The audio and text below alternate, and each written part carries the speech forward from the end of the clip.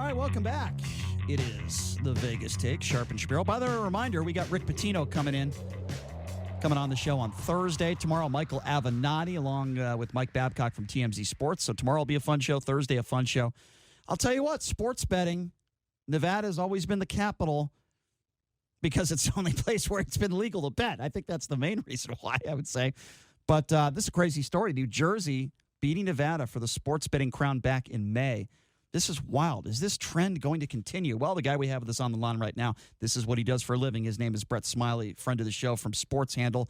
Brett, I appreciate you coming on, my friend. How are you? What's up, Brett? Hey, good to be with you guys. What is up? Well, apparently Nevada is no longer the king, right, of sports betting anymore. I mean, is that wrong of me to say? Because the story I'm reading that in May, New Jersey is beating Nevada sports books. I mean, did you see this happening? Yeah, yes and no. Although there is a caveat, and that is one of my colleagues. He dug into the numbers a little bit and found that it may be some premature celebration from New Jersey if you take into account a lot of the bonus bets that are being given out, and they are quite numerous. I can tell you, being in New Jersey, sign up, get $300 free. That said, it's a difference of, I don't know, a few million. And the fact of the matter is there's nine-ish million people in New Jersey, plus the proximity to New York versus Nevada, 3 and change with, your California's coming in. So just a matter of economics and, average income here. I think it was inevitable, although credit to New Jersey for creating a pretty robust market in short order. Yeah. Inevitable, I agree. But, did you think it would happen in 12 months? No, I didn't. I mean, when we started getting the first numbers, it was just the retail, a couple William Hill books, and then some came online, and the numbers were a bit eye-opening, and then it was just a climb from the 100 millions up to 200, and then 300. I think was the first time when December. Once there was a number of more sports books online, and they were all over Atlantic City, and you could deposit remotely, so that's a hurdle that New Jerseyans are not dealing with that they are out there. I think that's a factor as well. But it was a pretty rapid climb, and I think we'll see once football back in swing if they're both at around 500-600 million. That is right. If you're just joining us, Brett Smiley from Sports Handle. Okay, so this is a wild story that's kind of sort of in our backyard, which is California. Now this story coming out that California lawmakers, a story that you put out there, by the way, are pushing to let voters decide on legal sports betting. An article you wrote on Sports Handle, a really good one at that. Talk to us a little bit about this, and is this just one step closer to California now legalized? Well, California politics is an animal unto its own, and I won't purport to be an expert there. But from what I've gathered, this is it's still a very long way away. There's as we're seeing in a lot of different states, especially where there's competing tribal interest and lottery interest, and there's card rooms and racetracks there, and a lot of different districts with competing interests. It's a start, but it's a pretty steady uphill climb. I think they just don't have the support for it. I could be wrong, and I'm sure somebody will point it out on Twitter if I am. But, I don't foresee that happening anytime soon. But, nobody saw Tennessee getting legalized, so maybe we'll be surprised. Exactly. What are you thinking? Anytime soon, like 16 to 18 months or 24 to 36 months? Really have no clue. I think judging from this, this is a constitutional amendment to get it on the November 2020 ballot. So even if they were to get that accomplished, and I think the deadline maybe even passed with the expiration of June, it will be at the very earliest 6 months into 2021. Maybe they find another pathway bypassing the Constitution, but I would keep your offshore accounts for those of you in California. Now, let's just make an assumption here. Let's assume hypothetically that every state has legalized sports betting. I would be willing to bet that in California, eventually they will multiply 10, 20 times more in sports bets in a handle than what we have here in Nevada. I mean, is that fair to say? I think eventually we will probably get there. Yeah, eventually. I mean, maybe it's 3, maybe it's 4, maybe it's 5 years, but they will get there eventually. And, the population is about 1 I mean, it's 50 million. 1/6 of the entire U.S. Exactly. It's ridiculous. There's nobody really knows exactly how many dollars are wagered right now. No one has a clue. In the black market, but it's estimated somewhere between 150 and 300 billion dollars annually. So if you just do a cut off a chunk of that, you can roughly have your answer, I guess. Right. Yeah, I think I believe that California could possibly do 300 to 400 billion as a state every year once it gets to that point. So Chicago is legalized, Tennessee is legalized. Talk about the last few states to legalize and the next few states you think will legalize. Yeah, let me pull up a map here. A lot of the legislative sessions for listeners concluded in March, April, May, June, and there are some that are still running toward the end of the year. But the highlights from this past, or from the first half of the year since July, March, the second half, Indiana legalized, Illinois, Iowa. So you got a nice little chunk of the Midwest. Right. Tennessee, Midwest or Central. Also Tennessee, Montana legalized. Let's see. Maine actually did, but their governor kind of sat on it. And Colorado, they are having that ballot referendum you referenced, so their voters will decide in November this year. And if that's successful, then early in 2020. And in addition, Arkansas, actually, they took their first legal sports bet last week at one retail location at a racetrack. Oh, and for the remainder of the year, states to watch: Michigan, that's a lot of people there. Huge. And, Ohio, something could happen there. And also Massachusetts, which is home to DraftKings, something predominantly mobile sports betting could happen there as well. So where is New York at right now with everything? New York is my home state, and it is a true cluster. There are regulations that are in the works, or actually are out there and being implemented for brick and mortar sports betting at 4 upstate New York casinos. And if you live in New York City, upstate is anywhere north of New York City. But some of these are pretty far in western and central New York. But no mobile sports betting right now. They ran into a constitutional issue as well. And although there were some proponents, the governor and the assembly was not on board.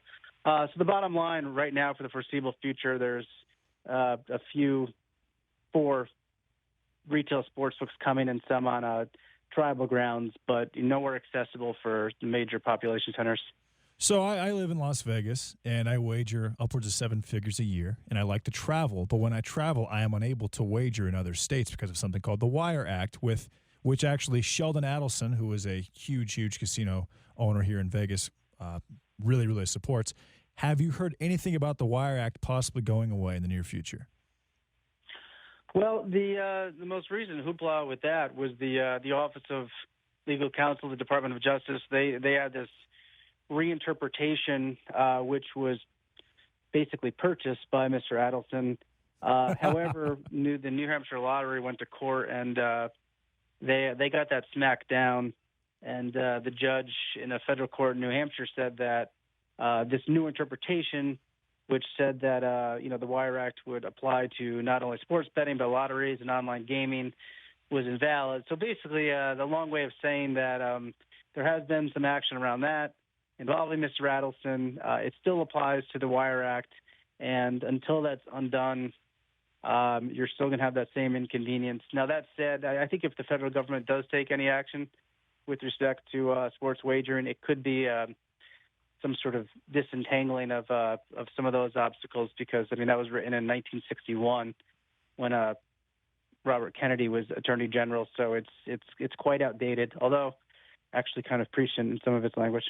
Can you give us a little bit of an update? By the way, if you're just joining us, Brett Smiley from Sports Channel, give us an update on this Eldorado Caesars acquisition and why this is so important and as you guys have said, a game changer for sports wagering companies. Yeah, well, maybe some people might be surprised that Eldorado was the bigger fish going after Caesars, which was just emerging from bankruptcy a couple of years ago. And that combines. I think they combine own about. And now I think let me back up. The combined, I think they have more than 60 properties in the U.S. alone now. But there's also, more relevant to maybe some of the sports, but a lot of moving parts. I mean, Caesars has a deal with DraftKings. El Dorado has a deal with William Hill. The Stars Group also has a deal with El Dorado. So there's just a ton of moving parts, and we haven't really figured out exactly how it's going to play out yet. But it's a consolidation, and it'll just change a little bit access that some people might have to certain sports books in certain states. So what about a state like Connecticut? They have Foxwoods, they have Mohegan Sun. I mean, two of the biggest Indian casinos, two of the biggest casinos in the country. Or a state like Oklahoma, same thing. Are Indian casinos, are the tribes right now in support of sports wagering, or is there some type of kickback on that? There's no consensus or no easy answer. Some of them are, like there's a couple of sports books that came up early at the end of last year in New Mexico. They're working with the guys at U.S. Bookmaking. And then there's some that just have no interest in it because it's not a slot machine and there's no fixed revenue. Connecticut, we referenced talking about California. There's a lot of different tribes and interests, and there's only two, but there's the big ones in Connecticut, and I think they want it to proceed. They also are in favor of iGaming, but there's just a dispute that is all messed up with it involving the construction of a new casino. Mm-hmm. So there's been a tug of war there. I thought they would get something done this year. Didn't happen. Maybe next year. But that was a little disappointing that fell flat this year. Brett, I wanted to quickly just ask you a little bit about these NBA odds to win the championship. Have you ever seen anything like this before? I mean, the Clippers a few weeks ago were literally 20-1 to win the NBA championship. You go to some books now, depending on where you go, you could see them as low as 2-1. I mean, this is just insane. I mean, it's been a crazy summer offseason for the NBA. I think it's great for the league. But have you ever seen anything like this before where a team could go from 20-1 and 2-1 with a few trades that happen? It's crazy, isn't it? Yeah, it is. And it's only in the NBA where, the exchange of a couple key players like Kawhi going to the Clippers is really going to change yet. I mean, no transaction, any other because there's only 5 players. Sports is going to have that kind of impact. It is very nice to see that the Warriors are not even money to win the title again. And, yeah. And hopefully, we've seen. I think we've seen the end of the Cavs Warriors NBA Finals. So yeah, this is. I'm a Knicks fan, so kind of a weird off season. It has been for 20 plus years, but Brett, RJ looks really bad. RJ, he just looks terrible right now. I'm shocked he looks that bad. I actually haven't watched any summer league yet, but it's we've gotten used to depression here in New York. So all right. Well, speaking of the summer league, if you're a true listen, I hate it when people say, "Oh, you got to be a degenerate gambler if you're betting on NBA summer league." Look, if you're not winning, then yeah, I agree. Wow. But I think there is money to be made in games like this. I think it is extremely difficult for the people that are putting the lines together. I'll give you an example. Right, one of the games that I bet on, Team China was playing their first game in the NBA Summer League. I'm trying to remember the team they played. I don't even remember. Anyway, I went against Team China, and they were like plus. I think it was the Pistons. Yeah, they were plus like 3.5 or plus 4.5. I said to myself, there is no way Team China can hang with this Pistons roster. I looked at the roster. I said, there's no way. And, the Pistons ended up winning by 50 points, and then the books adjusted. So the next game, China was playing another team, and they were getting 25.5. But I think you can get on these games early, and a little bit about these Summer League rosters. You can make some money and take advantage of it. Yeah, absolutely. I mean, that's anywhere you can find an edge, whether it's Chinese basketball or the American Alliance of Football, where a couple of guys I know, they found an edge because there was no injury reports. Oh, wow. God bless you. It's that didn't last long, but yeah, like you said, AAF. AAF, yeah, that is terrible. Yeah, that's just wild. Well, Brett, go ahead. But it is nice to see the parity across the NBA now. You've got there's no more super teams. I mean, the Lakers they look good, the Clippers look good, the West looks really good across the board. But do you think that sports betting being legalized nationally is one of the reasons why these trades kind of took place? I mean, you're talking hundreds of billions of dollars wagered. I mean, I would guess that there were multiple 7-figure wagers that were put on the Warriors before the season started, especially after DeMarcus Cousins was added to that team. But do you think that as part of the sports wagering being spread out nationally, now the talent is also being spread out to add more parity to the league? Do you think there's any type of association with those two things? No, I think there's zero association. I think it was just a byproduct of when these contracts came up. I mean, I believe in some of the Ewing draft conspiracy theories, but to shuffle around players who are completely free agents and not no longer pawns of the league. I don't think there was anything going on there, but certainly the league does benefit from it was getting tiresome seeing the Warriors Absolutely. play on. Yeah, when you've got 15, 20 good teams that all have a shot, I mean, and their fan bases aren't going to say, "Oh, we're screwed again." A couple will, like the Knicks, but besides that, everybody else is. We'll say 90% of the league thinks that they have a legitimate chance to do something this year. Yeah. Yeah, it's nice to see that in the NBA again, for sure. No doubt. Well, Brett, before we let you go, I want you to give out some information. You do a great job over there at Sports Handle. Why don't you tell us a little bit about it? Yes, it's sportshandle.com altogether. We cover the sports wagering industry, a bit of some of the state-by-state issues we discussed at a national level, some of the sports betting culture. It's a variety of stuff. We try and do good work every day. Check us out on Twitter at sports_handle. And I don't really use Facebook much anymore, so just stick to Twitter. Fair enough. Hey, Brett, you guys do a good job over there, my man. Thank you so much for taking some time to join us. Look forward to talking to you again, okay? Hey, thanks a lot, Brett. Thanks a lot. All right, there you go. I appreciate it. Thank you, Brett. There you go. Brett Smiley from Sports Handle, and they do a really good job. They certainly have a handle on sports gaming, sports gambling, and all that stuff. I was watching. I think the books are most vulnerable. Can I say that word right? You can try. You're going to fail again, but you can try. Soccer, and I believe tennis. I've heard so many stories that there's so much shenanigans going on in tennis when you got a guy that's. Let me tell you how how stupid some of these people, how they do things with the world rankings in tennis, JD. And I don't even know if you knew this, but I think there's only like 16 tournaments a year that actually counts towards your world ranking in tennis that actually matter. And the rest of the tournaments out there, doesn't matter if you're the number one player in the world and you lose to number 300. It doesn't affect your status. So what does that mean? It means that a lot of these matches, they're playing for money, but a lot of these matches to somebody that's a top 20 or top 30 player, they don't mean anything. They're not playing for a ton of money.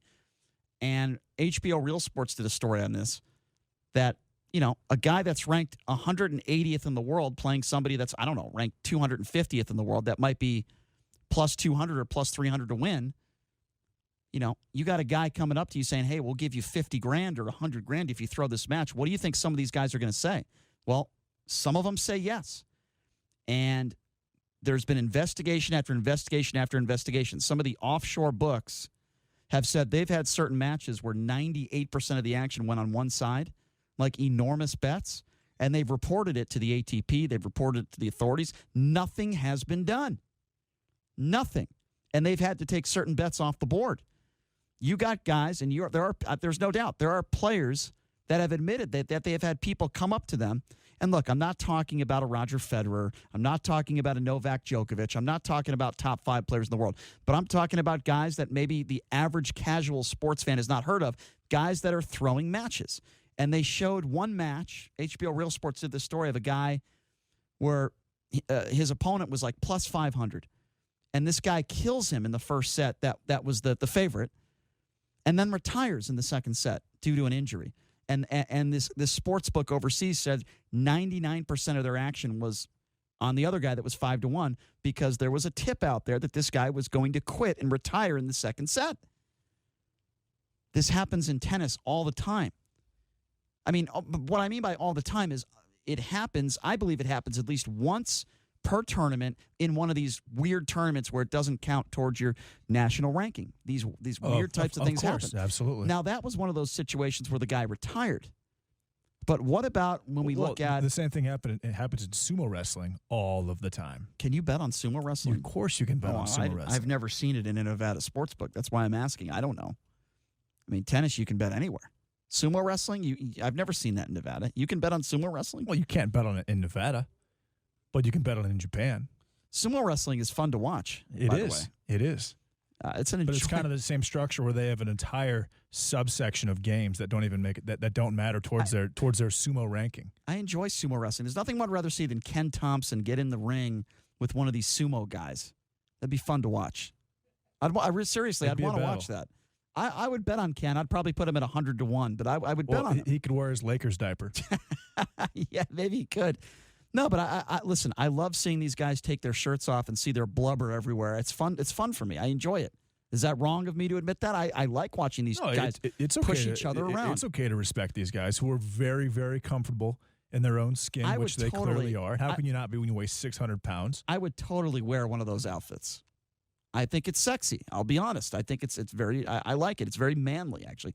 Those are men's men right there, right? That's a man's man, those sumo. I've never seen a sumo match in person. With the way some of these UFC fights have been going lately, I think I'd rather watch a sumo match than watch these two guys on the ground with an armbar. 3-second knockout, the last one. Did it's you see absurd. That was insane. These fights are not fun to watch all anymore. That hype behind a fight and it ends in 3 seconds. It's an absolute joke. How is that guy that ill-prepared? He didn't watch any film whatsoever? No, it's a joke. 0? It's a joke. Look, not every UFC fight is like that, but I'm telling you, there's a lot of fights lately that are just boring to watch. I've watched some of these sumo fights. They're fun to watch, man. They're fun. Even if a sumo fight ended in 3 seconds, still be fun to watch. I'm just not really a UFC guy. I never have been. And I'm not a fan of betting on sports that have judging, like boxing. Never been a fan of that, wagering on that. Listen, you got to deal with umpires. You got to deal with officials in every sport. But judges, you want to talk about completely controlling the outcome of an event?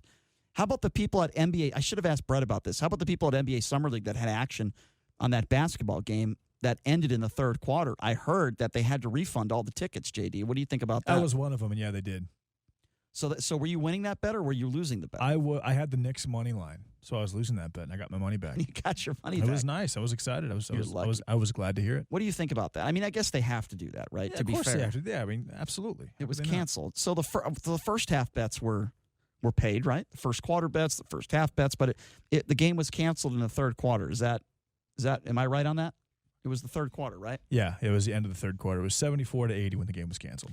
Yeah, so anyway, folks, we got a fun show lined up for you tomorrow. Tomorrow is Wednesday. So, yeah, of course, we'll be going over the news of the day, but it's also our weekly segment, In the Ring with Michael Avenatti. He'll be joining us tomorrow night, so that'll be a lot of fun. And we also are announcing that Rick Pitino will be joining us on Thursday, so that'll be a lot of fun. That's a big guest for us. So Michael has agreed to take some phone calls tomorrow.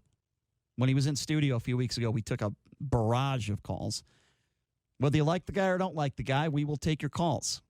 So he'll be joining us in the 7 p.m.